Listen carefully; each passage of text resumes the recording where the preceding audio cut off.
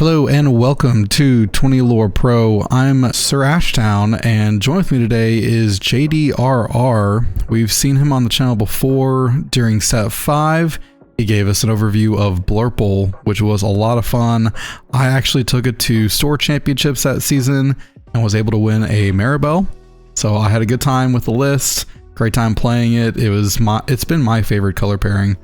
But thank you again so much for coming today, JDRR. How are you doing? I'm doing great.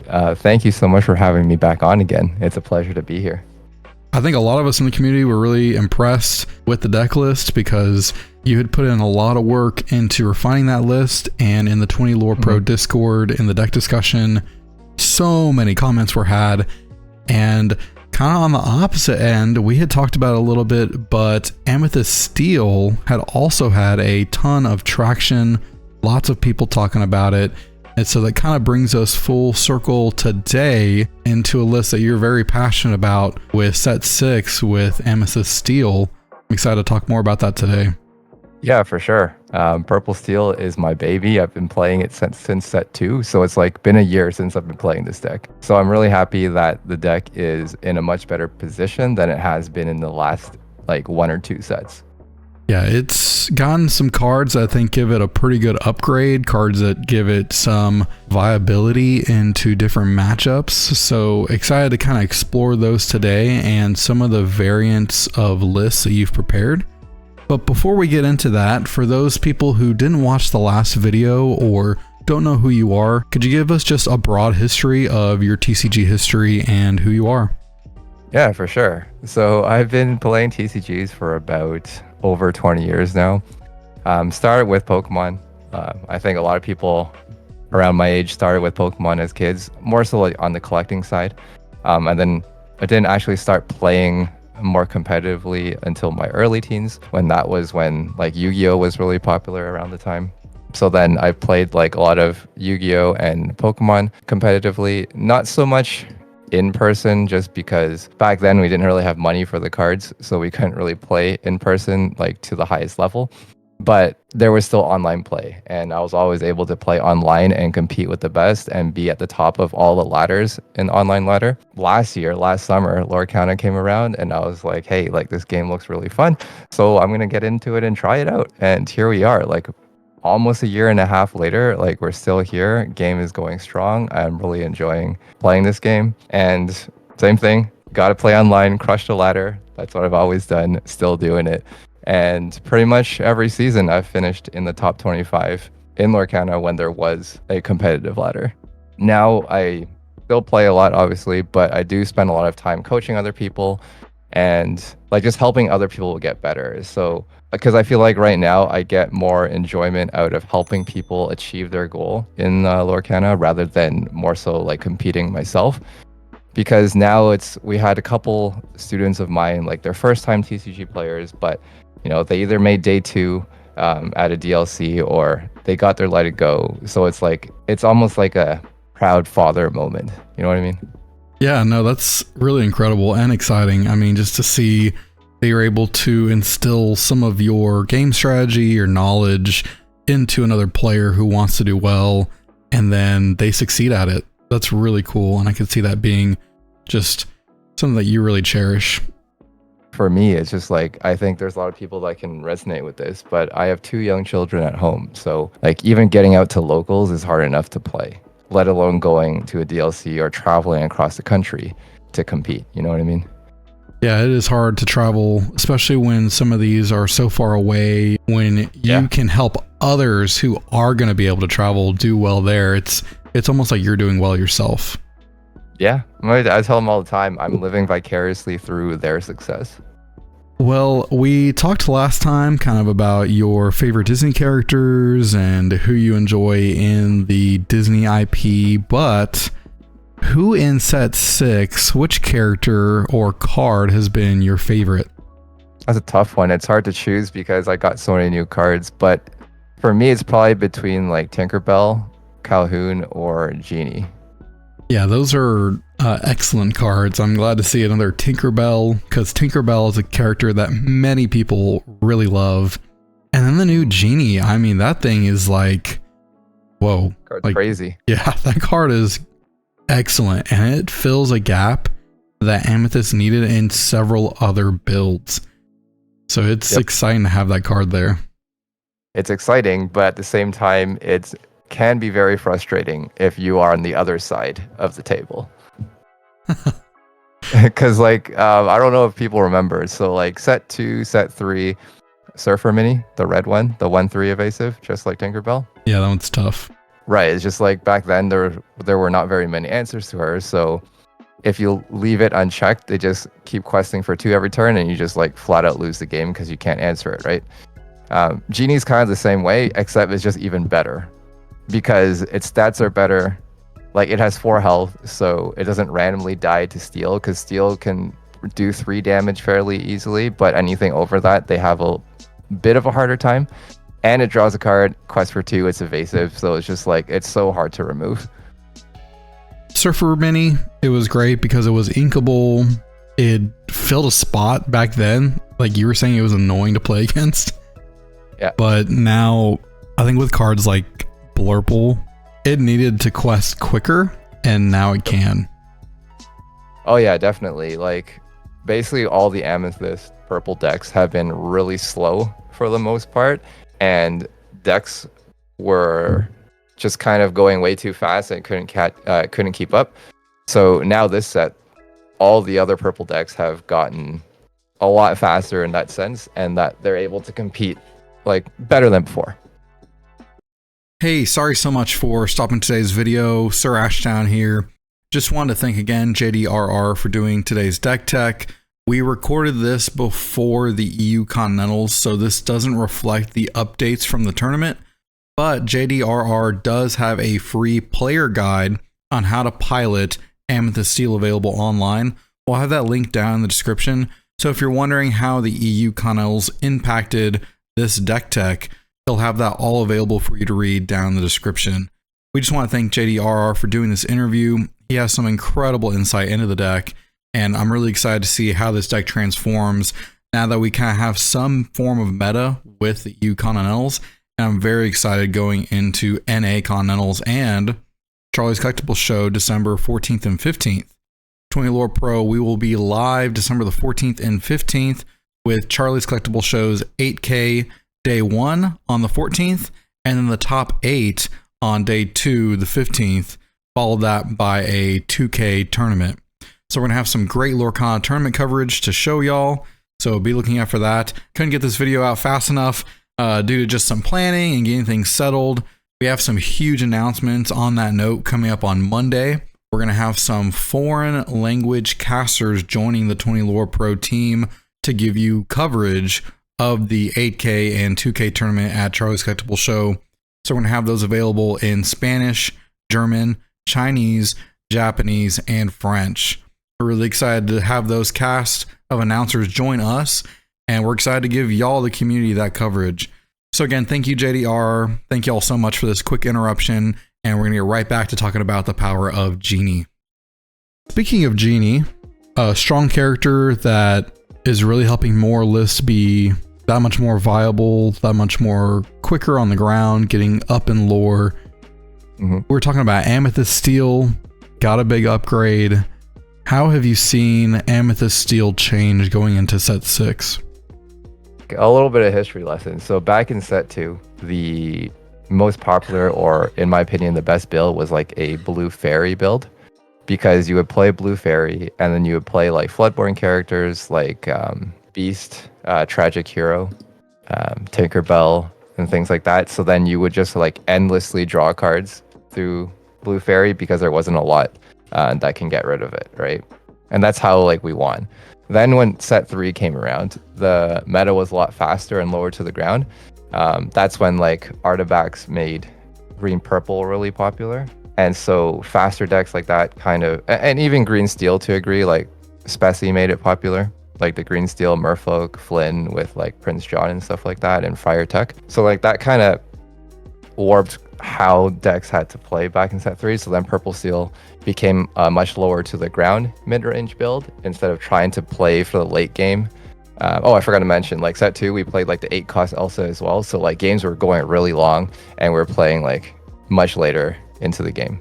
But yeah, going back to then, so set 3 forces go faster. So the most expensive card we played then was a 5 cost instead of an 8 cost card. And then going into set 4, not too much changed. We still kind of stuck to like mid-range around like 5, maybe 6 ink is the most that we get to, or like the most expensive character. And then set 5 with the inclusion of Doc, the steel one, where you discard your hand and draw 2. That's when the purple steel aggro list started to really take off. And in my opinion, I think in set 5, that list was the better choice to play based on the meta, because the mid-range list had like no new cards. Like it just wasn't very good last set. And then this set now, going back to set 6, with like Genie, with Tinkerbell, the 1 cost Diablo even, the deck is able to quest a lot faster. And now I feel like the mid-range is almost as fast as the aggro builds now. So that's kind of how the deck has evolved over time. Yeah, that's a really good point that you made about we're getting quicker in Lorcana. We're getting cards that are cheaper, that quest for more, and then are also hard to hit. We see the Tinkerbell, the Genie having evasive. So not only do they have the 2 questing power, which is really powerful, but then they add evasive to that character and it becomes that much more challenging for any other build to take care of. Right. And right. But then the hard part though is like when you pair it with Calhoun, the 2 cost, a lot of the faster decks can't really quest, because this is basically like the 5 cost steel Robin Hood. You banish something in the challenge, you gain 2 lore. But this comes out on turn 2. Right? So like any kind of aggro card, like, you know, Curse Merfolk or Lilo or anything like that, that's much cheaper and faster, they just get challenged, right? And Calhoun takes no damage because it has resist +1, but you gain 2 lore. So it kind of freezes your opponent's board state and then they can't quest. But now you pair it with the evasive Tinkerbell as well, you have the threat of the steel shift Tinkerbell. So now it's like another layer that your opponent has to think about and worry about when they're playing against you, because if they quest and you shift the Tinkerbell the following turn, they can just lose the game from there because you just cleared their whole board, right? So I tell people all the time, like Tinkerbell on its own, the purple one, like it doesn't seem very menacing. Like it's not very strong in terms of its stats, in terms of like attacking things. But there is like an invisible layer to that threat. It's the invisible wall, like a potential threat that can come the following turn, which is the same threat that like the 1 cost green Diablo, like the shift Diablo, there's a threat of that. That's why Morph is really threatening. That's why in Steel Song, your 1 cost Robin Hood or your 1 cost Queen, like these are all like very threatening cards because the threat of the potential shift, not because the card is strong. So it forces your opponent to really play differently because the card is on the board. I was trying to think about, so Tinkerbell is a 3-drop 1/3 that with evasive that quest for 2. They've started to give this in every color, it feels like, right? Because we have the Surfer Mini. Do we have one in Amber or Emerald yet? If not, I could imagine us getting them soon. I'm sure it's gonna come soon. Yeah, that's just kind of like an a indicator. 1/3 cost. Yeah. But that, you're right. Like that's, I mean, really scary to think about the fact that as a player, not only did my opponent just play a strong quester that is hard to manage, but then it can also become a threat. And I love your point out and your inclusion of Calhoun, because the card really makes math that much harder. You have to really think about what you're doing. Yeah, you really have to be careful questing into this deck now, because you can really you can just get punished and lose. Would you say that Calhoun has been one of the biggest game changers in the sense that it's now making everything else that much harder to get rid of? Yeah, I personally think Calhoun and Genie is like a top 5 card of set 6, like out of all the new cards. If you insert 2 of the top 5 new cards into your deck, like how bad could it be, right? Yeah. We've already seen in the first 2 weekends a lot of people seeing success at tournaments with Purple Steel. Like there's many top 8s with it. So with this list, you've brought today 3 different variants. What would you say is the base variant when you're going into an unknown playing field? I would start with this one. So I'm going to share 3 lists. today with everyone. So basically, one list will be more geared towards a meta that has a lot of red decks in it.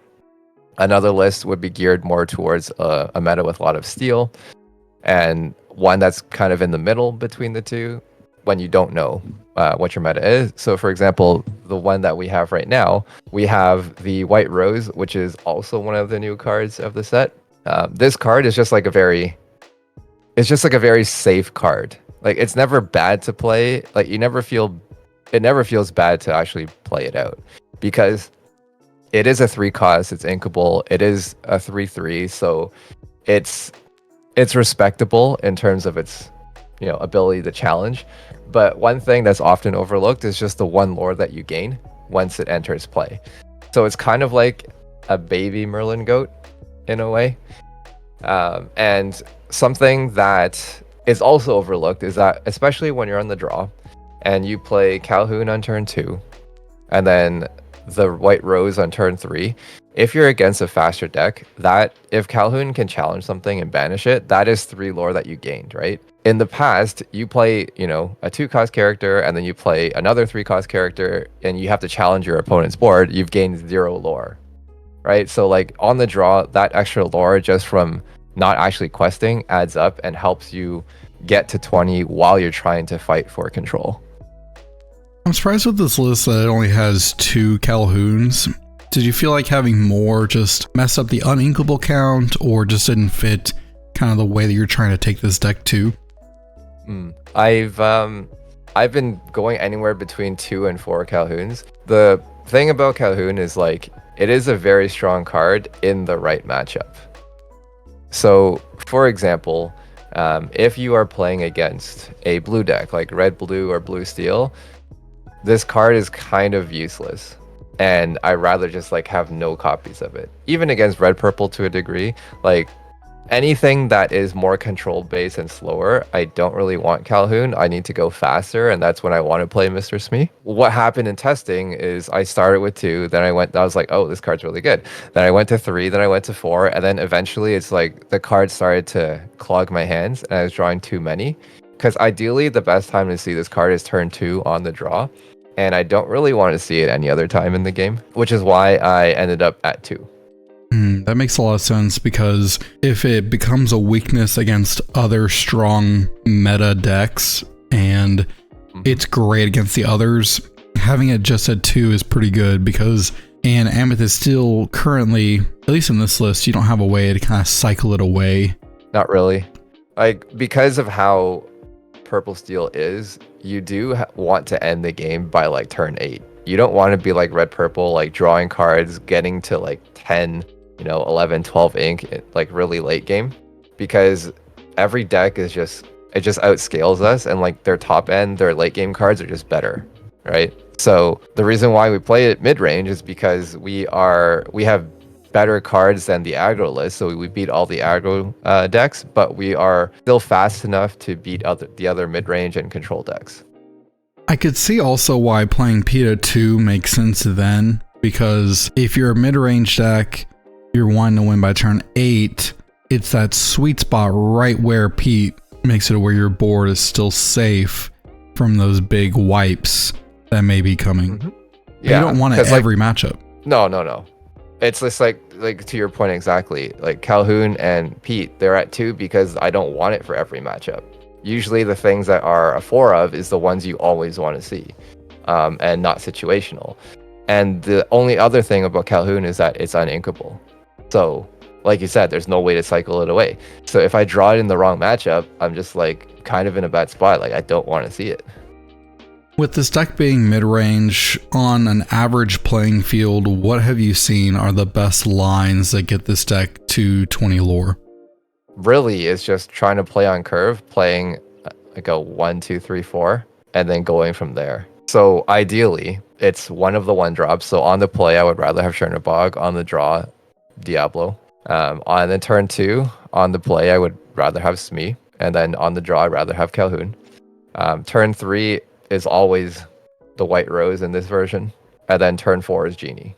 And then from there, it kind of depends what your opponent does, because your 5-cost cards like Bell, and Elsa, they're all like reactive cards. So it's not something that would play if I'm trying to push for advantage, right?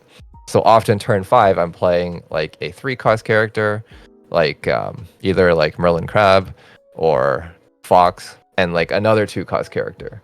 Or turn 6, I might be playing like another Genie or a Merlin Goat or a Merlin Rabbit plus a 2-cost character or 1-cost character, depending what's available. So really, like after the first 4 turns, it's not very linear anymore, and it kind of depends what your opponent's doing and how you navigate the rest of the way. With the White Roses, right, we have, like I said earlier, we have 8 copies basically of Merlin Goat. So your opponent gets burned down very quickly just from you playing characters. You don't even have to quest with them, right? Which in a mid-range deck, you already are playing those 2 questing characters like Mr. Smee, Genie, Tinkerbell. And so the extra lore, or having an extra goat, another playset of goats in your deck, that's hard for your opponent to take care of when they can't manage you gaining free lore.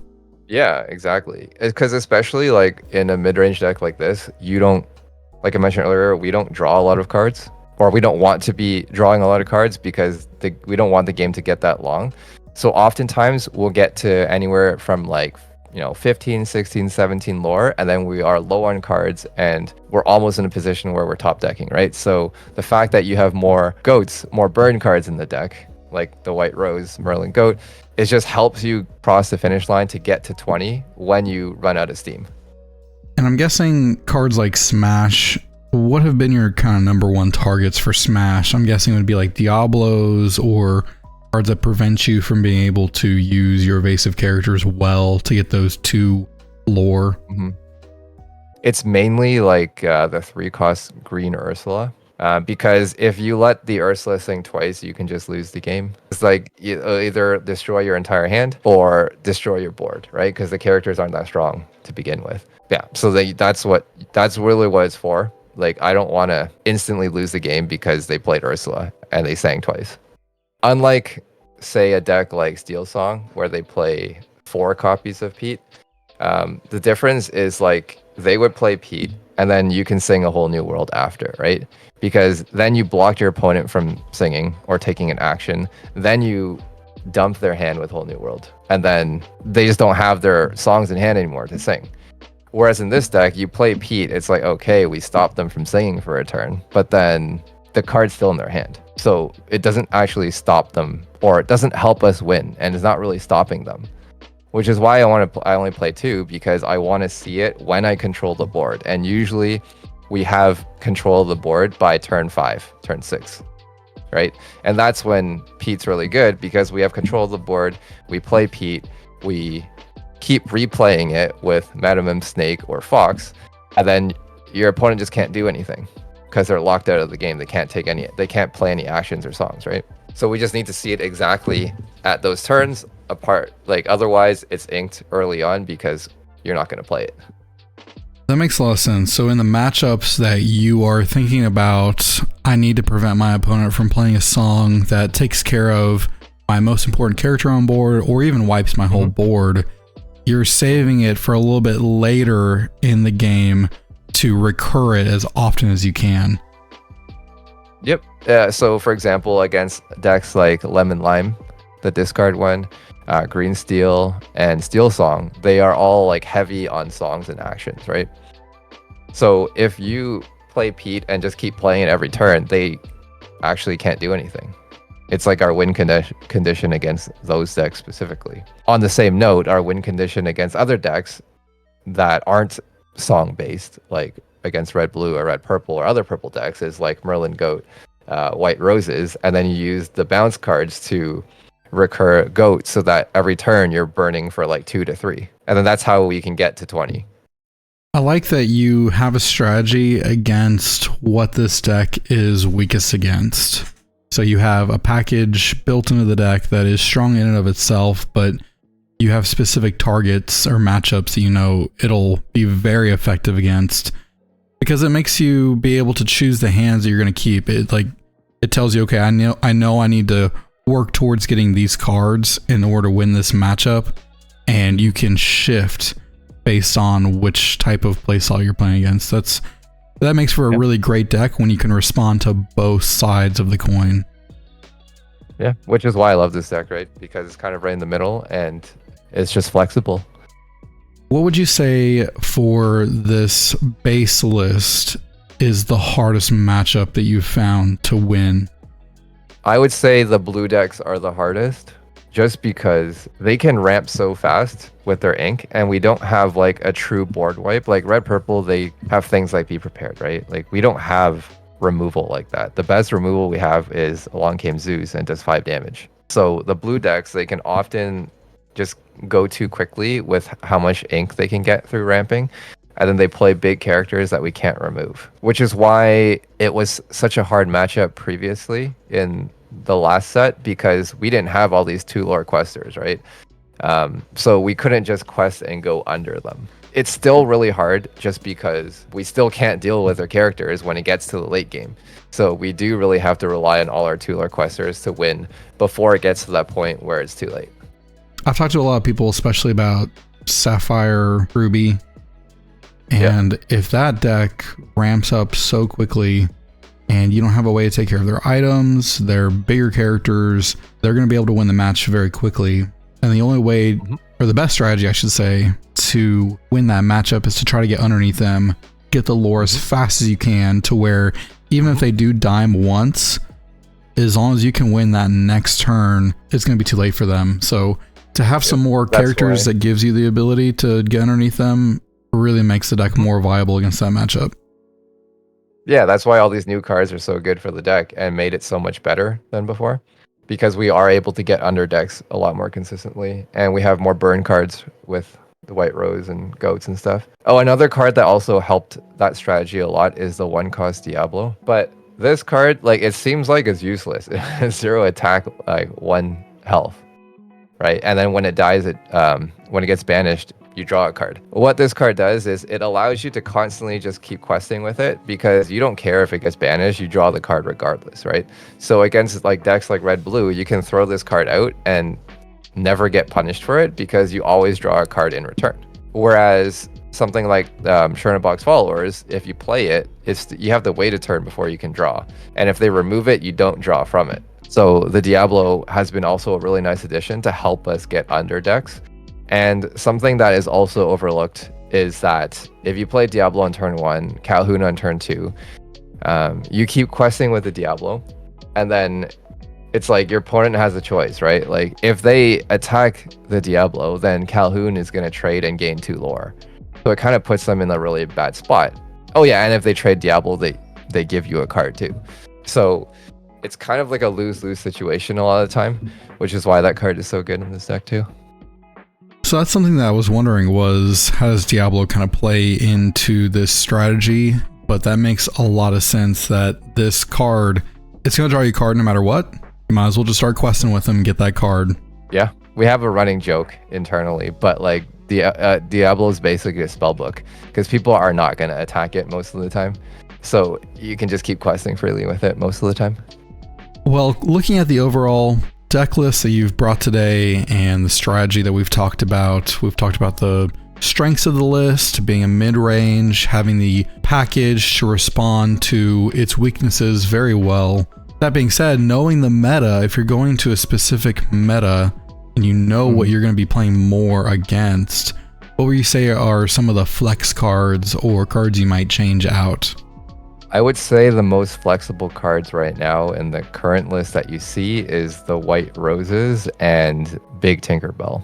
So the thing is, because every Amethyst deck right now is playing Genie, you have to run cards in your deck that can answer Genie, because a Genie unanswered will just win the game, right? So that's also why we see the 5-cost Bell in here, because Bell is a way that can move damage counters around so that you can take out opposing Genies. Like, for example, if they quest their Genie, or if they attack their 5-cost Elsa and their Genie into your Genie, you can move the damage counters around off, let's say, Elsa or Genie, and get 4 damage, right, with Bell. That's why I feel like Bell right now is really necessary in the deck, just so that we don't lose that battle of the Genies.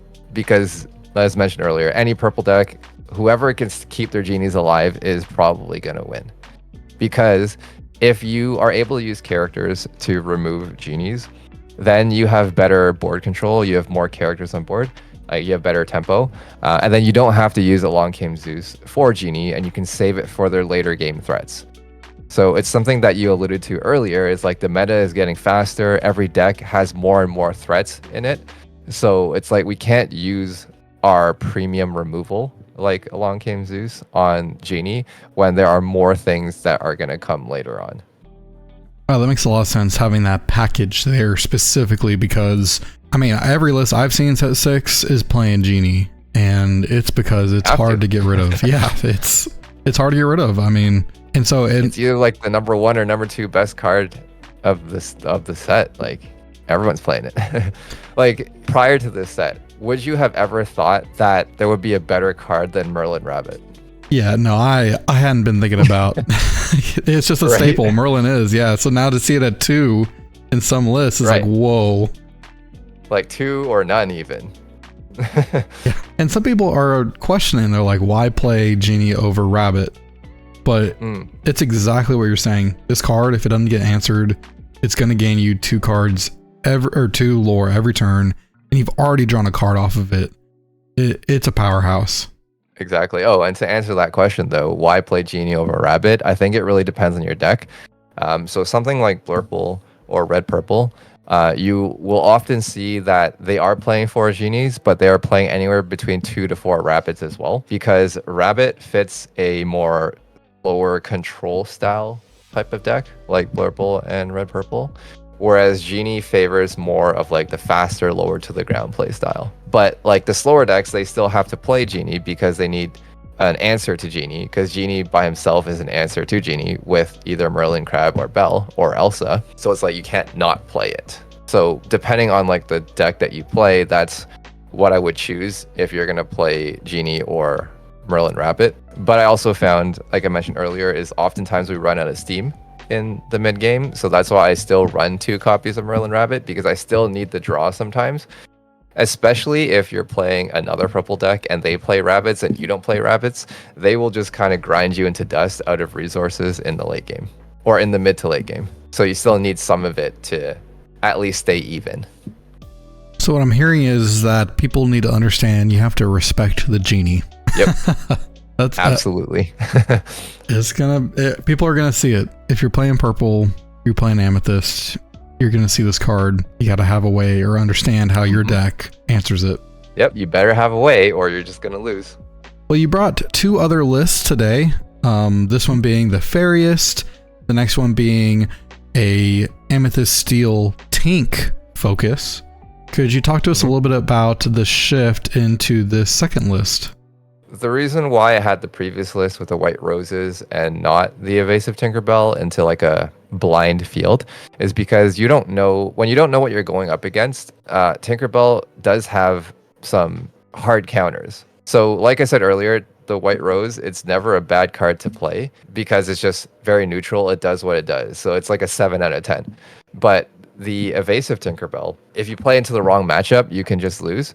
So this Tinkerbell, it feels more like a 8 out of 10 in the right matchup or like a 2 out of 10 in the wrong matchup. So for example, if you're against red blue, they play the evasive human Sisu and it just banishes anything with 1 strength or less. Tinkerbell is 1. So you kind of just play into that removal and then you allow them to have their shift Sisu a lot earlier. Ideally, you don't play this into a field with a lot of red blue, but the white roses is better because it doesn't get removed easily. The only thing they can really remove it with is like Medusa. And then things like the muses that the green decks play, it's really annoying for evasive Tinkerbell. They just keep bouncing it back, so you just never get value off of it. You can just never quest.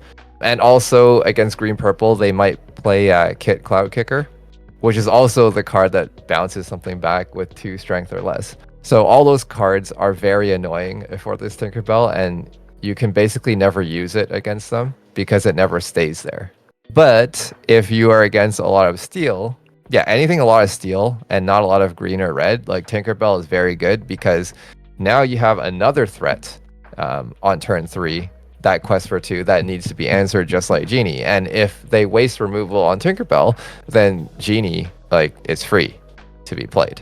And then on the flip side, Tinkerbell is also a threat to Genie, because if they quest their Genie, you have Merlin Crab and Tinkerbell. You can just challenge their Genie and take it out as well.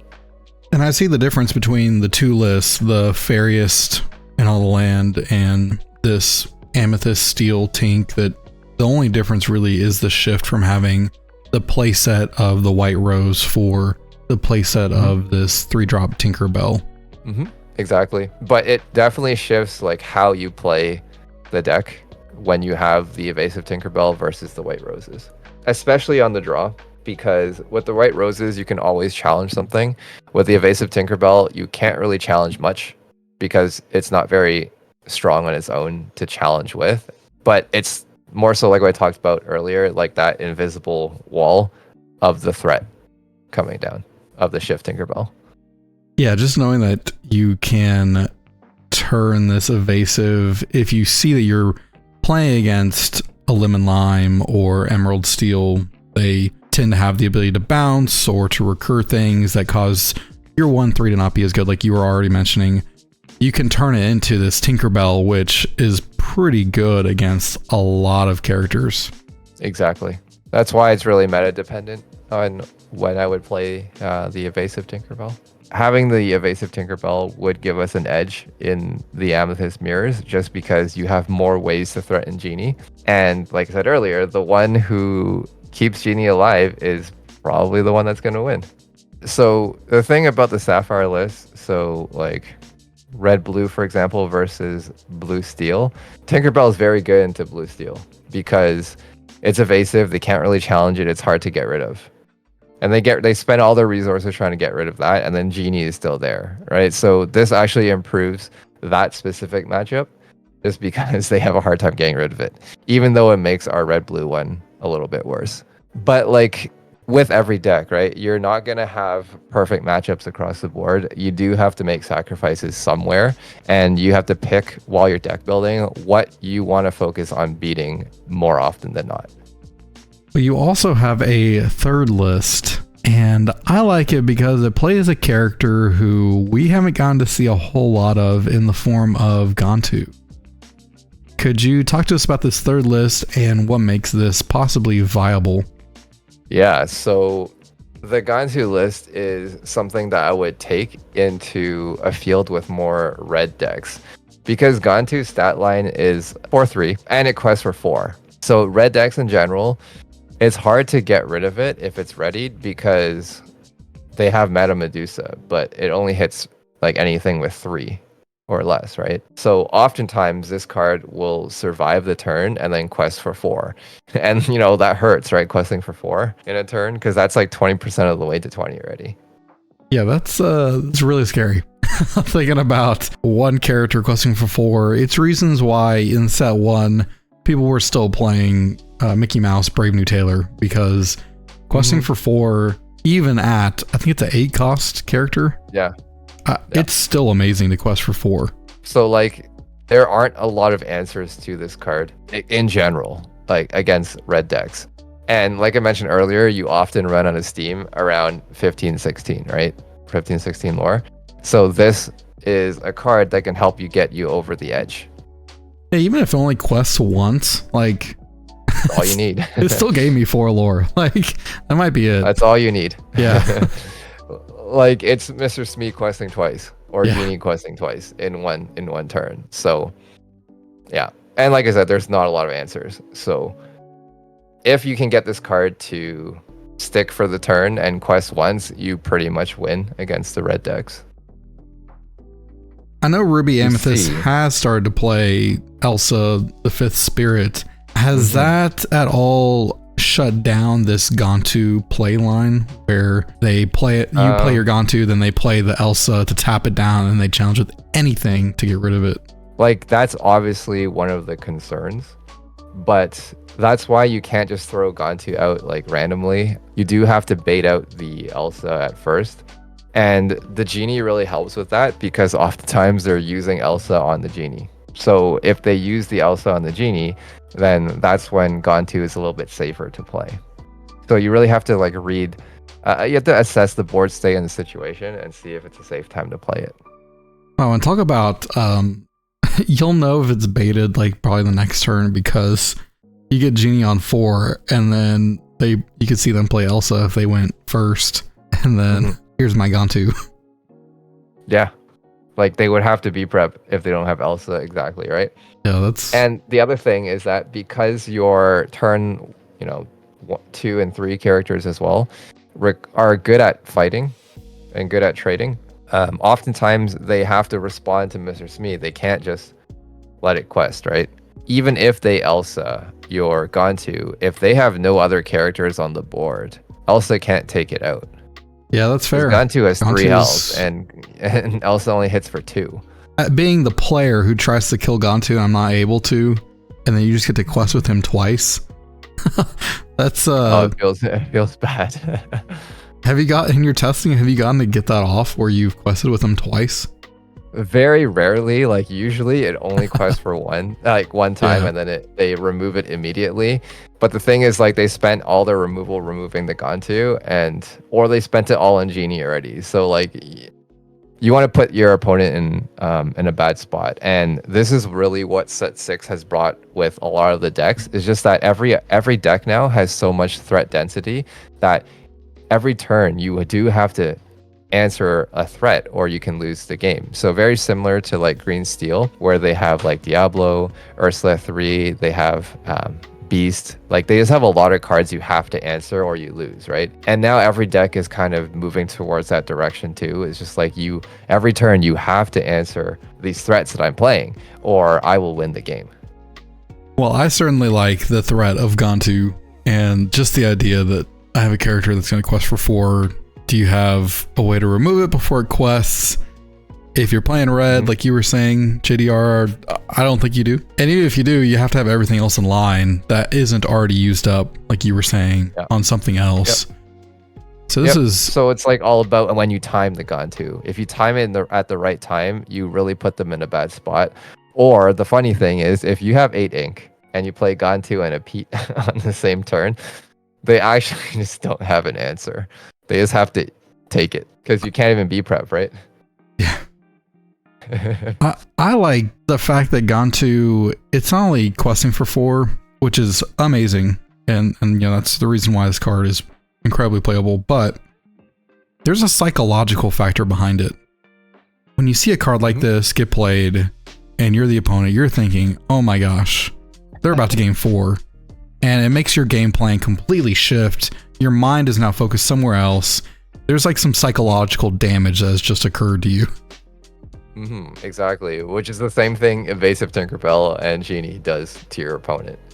This is, especially in the competitive side, it's a game of mental endurance, and you have to continually be at a mind state where you're thinking all of your plays through all at the same time. You're going through them, and a shock factor can really shake you out of that. And Gantu to me is kind of a shock factor. Yep. I wouldn't play it into Steel because of the 3 health. It just gets removed way too easily, but against red, this card is great.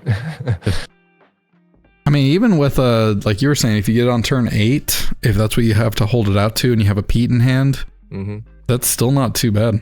Yeah, I mean, I've done that before against a red-blue player, and it's like they had to have the 9-cost Maleficent Dragon, or they just lose. Wow. They didn't have it. I was about to ask. The thing is, because the deck is faster, right?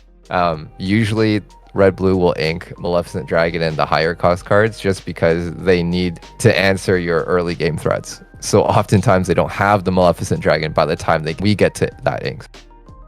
Well, JDRR, I like all 3 of these lists. I think that they each, like you were saying, have some viability into a certain meta that we see, and they each have their strengths, and it also plays into people's play styles, because really when it comes down to it, if there's a great deck out there and it's not your play style, it's going to be hard for you to mesh into it. And so having 3 already different variants of a list built for someone to try out really helps players kind of decide what they want to choose to play going into their local play area. Oh yeah, for sure. And just to add on to that, If people are gonna start with this list as like the quote unquote stock build, I would make sure that they really understand how the deck plays first before they start making changes, because it's very easy to get tilted because like, oh, you lost because your opponent had, you know, this card on the perfect turn, and you're like, I wish I had, you know, fire the cannons on turn 1 because I lost to the shift play, or I wish I had, I don't know, another Pete because I lost, or I wish I had 4 Calhouns because I lost to aggro and I didn't see a 1 or 2 drop during that game, right? Like, it is kind of the nature of TCGs. You're not gonna, like, there is variance to it, and you're not gonna see your cards every single time on turn 1, turn 2, right? Even though it's like a 90% chance of seeing it, for example, you still might not see it. So don't get tilted by things like that on variance, and try to take a step back. And I know it's hard because in the moment you lose, you're heated, you're emotional. But if we take a step back and look at the bigger picture, like if you play the deck 50 games, 100 games, how many times does that actually happen? Probably not very often, but most people only remember that one time they get tilted and then they overtech for that time they got tilted, which ends up making the deck less consistent and worse because now you are overtech for that one specific scenario, which is a 1 out of, 1 in 50 chance of happening anyway. That's some really great advice, JDRR, and it really brings to mind that testing, not only just a couple of times, but testing as many times as you can against every list or playstyle is that much more important, because then you know how to respond. And then if you just play in a meta and you notice, oh, that deck is the most prevalent, I know my deck's biggest weakness, now I can shift because I know what I need to be playing, because I've tested it so much and I see what it's weak to. So let's just say, for whatever reason, let's just say your entire locals was red-blue for whatever reason. Then I wouldn't even play the White Rose at 4 copies. I would play Lawrence, because that card is even better into red-blue, because it's a 4/4 that quests for 2 on turn 3. The problem is that this card is very bad into everything else. Because if it has damage, it is a 0/4 and it does nothing. So it doesn't help you contest the board against aggro or anything like that. So this is like something else that comes down to knowing, like you said, your meta and what to tech for. We really appreciate you coming today and sharing with us your Amethyst Steel lists. Really excited to test them out myself and to see how they play going into the last chance qualifiers for California, and even for just set 6 playing in my locals. I know with us at 20 Lore Pro, we're getting ready to head over to Charlie's Collectible Show December 14th and 15th in Stone Mountain, Georgia for their Lorcana 8K. So I will be testing heavily for that. I plan on playing in the 2K on Sunday. So if you want a chance to play against myself, you can head on over to Charlie's Collectible Show and maybe we'll have a chance to play. I did write a 37-page primer or guide on Amethyst Steel. It's completely free. Yeah, I'm not asking for anything in return for it, but it's there. So if someone wants to pick up the deck and they want to learn, the mulligans, the reasoning for every card, the key cards for every matchup, just in as much detail as possible. In the description below, if you're watching this video, just like JDR said, he's got his free primer for the Amethyst Steel list, and I believe you also have one for Blurple. Is that right? I do. I actually wrote a fully comprehensive detailed guide for both. So it's available. It's there. Maybe we'll link my Dreamborn as well to both of them, because the guide is linked to my Dreamborn as well. So they can find it. The people can find it and just learn more and just get better at the deck. Well, that being said, if people, they read your primer, they really like it, they love just your notes, your insight into the deck, and they want to get some further training into it, where can they find you for some coaching? They can come find me on the 20 Lore Discord, and just feel free to message me. Even if it's not about coaching, like if you have general questions, feel free to ask me in the Purple Seal thread, like the deck thread. Or even if you're not comfortable with that, just DM me privately and I'd be more than happy to answer. Well, JDRR, we have really appreciated you coming again onto the 20 Lore Pro channel to talk about Amethyst Steel.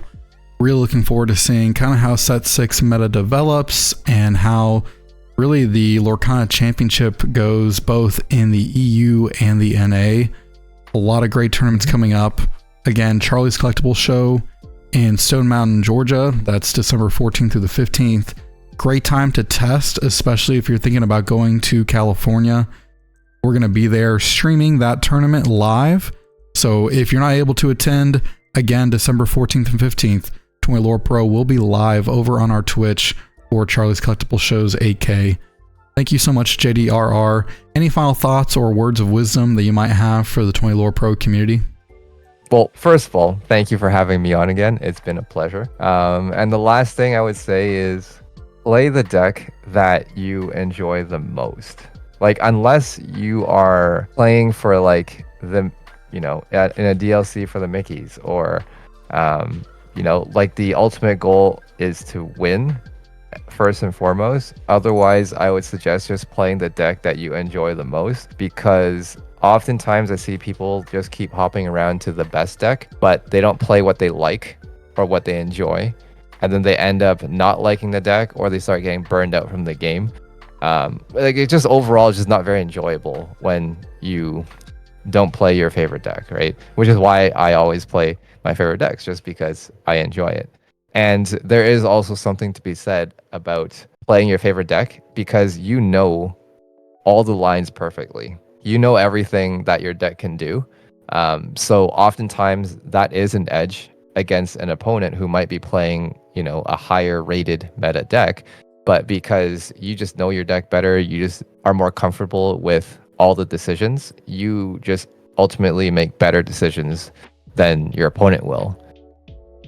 Well, JDRR, thank you so much again for joining us. We look forward to hearing more about how Set 6 goes for you and for those that you're coaching in the future. And hopefully we'll have you here again on the channel. Likewise, I would be more than happy to be back, sharing my insights about my favorite deck or anything that new that comes up either later in Set 6, Set 7. We'll stay in touch. That'd be awesome. Well, thank you so much, JDR, and you, the 20 Lore Pro community, for watching. We really appreciate y'all's support. I hope that y'all have a great day. Bye, everyone.